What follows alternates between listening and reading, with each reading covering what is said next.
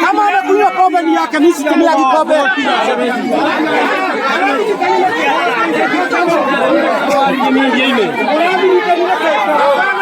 Na kitu ana no korusi. Mwana ndi ndira thiri toro na ikisikia kwa.